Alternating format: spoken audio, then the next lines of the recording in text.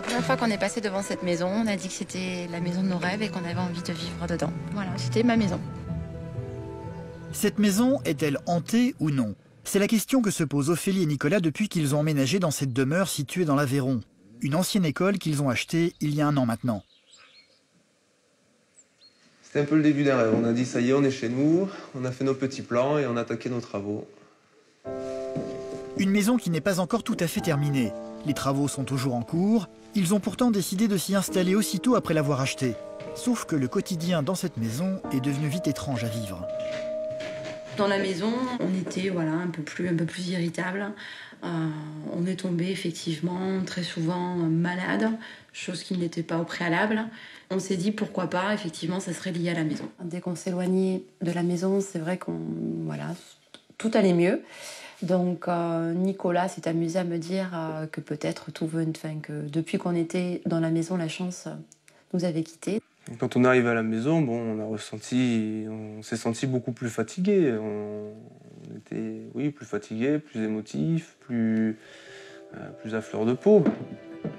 Nicolas a également entendu des rires d'enfants dans les pièces de la maison et se sent très souvent observé lorsqu'il est seul dans la demeure, alors qu'il n'est pas du tout du genre à croire aux histoires de fantômes. Ophélie, de son côté, a décidé de prendre l'avis d'une médium de la région récemment pour en avoir le cœur net. Elle a eu un premier contact avec elle par téléphone et va bientôt la rencontrer en lui montrant des photos de leur maison. Tu viens m'aider à choisir les photos pour Marie-Jo? Qu'est-ce qu'elle veut comme photo? Elle veut des photos de la maison pour voir à l'intérieur si elle voit des traces de quelque chose. C'est ce qu'elle m'a demandé, quoi. Qu'est-ce qu'elle t'a dit au téléphone? Elle t'a précisé des choses? Tout de suite, au téléphone, elle m'a dit il y a quelque chose dans votre maison. Voilà. Il s'est passé des choses, quoi. Donc, tu vois, je suis un peu surprise. Elle a donné également des éléments sur la maison, disant je vois des enfants. Écoute, moi, tu connais mon point de vue, hein. Bon, après, si tu dis que déjà, elle a réussi à te donner des éléments de la maison sans que tu donnes toi d'éléments, moi, je veux bien voir.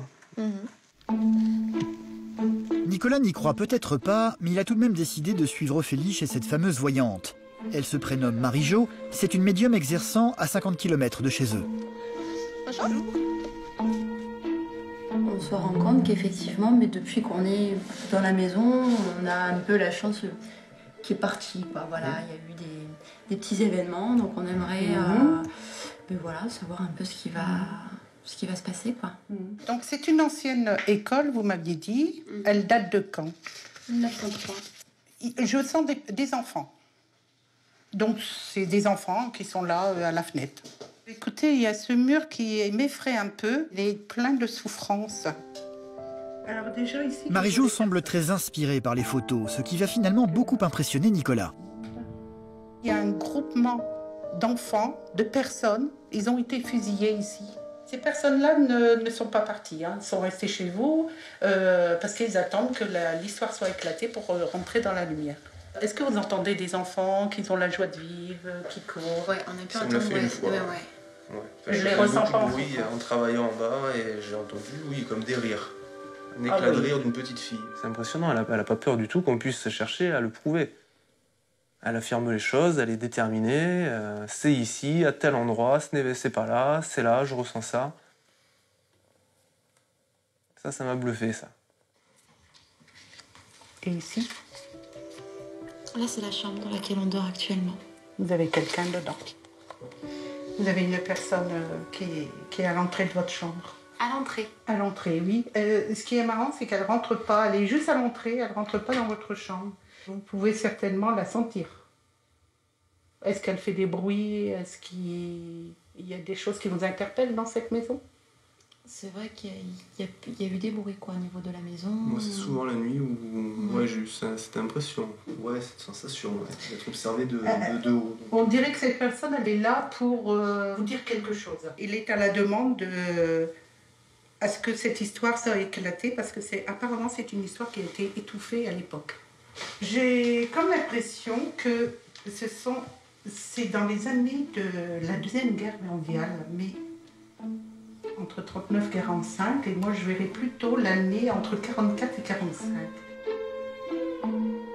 En regardant les photos, Marie-Jo va également attirer leur attention sur un endroit en particulier de la propriété qu'ils avaient un peu ignoré jusqu'à présent. Une ouverture dans le sol cachant une sorte de cave qu'ils n'ont pour le moment toujours pas explorée. Dites-moi, dans votre jardin, vous n'auriez pas quelque chose de caché, comme un souterrain ou une cave ou quelque chose comme ça? Il y a un endroit, on n'a pas été voir ce que c'était. Dans la cour, on n'a pas... je suis pas téméraire, quoi.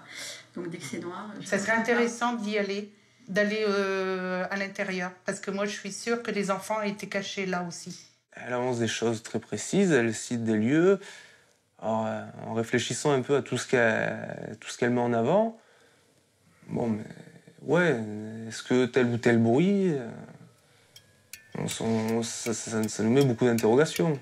Une première rencontre avec Marie-Jo plus que troublante en tous les cas. À peine rentrés chez eux, Ophélie et Nicolas ne vont pas pouvoir s'empêcher d'aller jeter un coup d'œil à cette fameuse trappe dans le sol.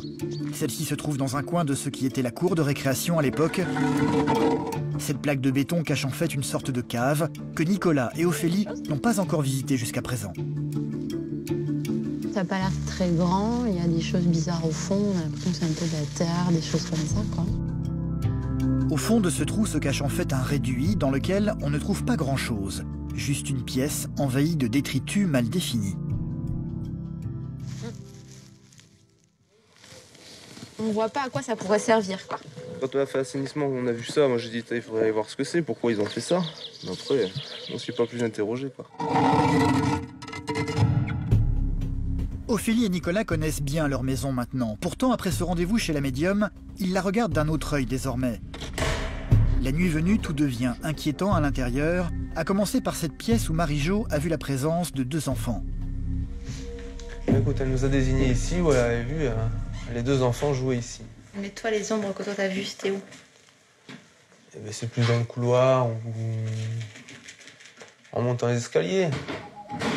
Ils vont également retourner dans la pièce au rez-de-chaussée dans laquelle Nicolas a entendu des rires d'enfants par le passé. Bon, je te dis, j'avais la ponceuse qui me faisait un bruit fou dans les oreilles. Bon, c'est vrai que là, j'ai éteint la ponceuse et je me suis posé des questions de savoir ce qui se passait en haut. Mais après, quand Marie-Jo, elle me dit les enfants qui jouent dans la maison, ça m'a fait penser à cette fois-là, à cette histoire-là.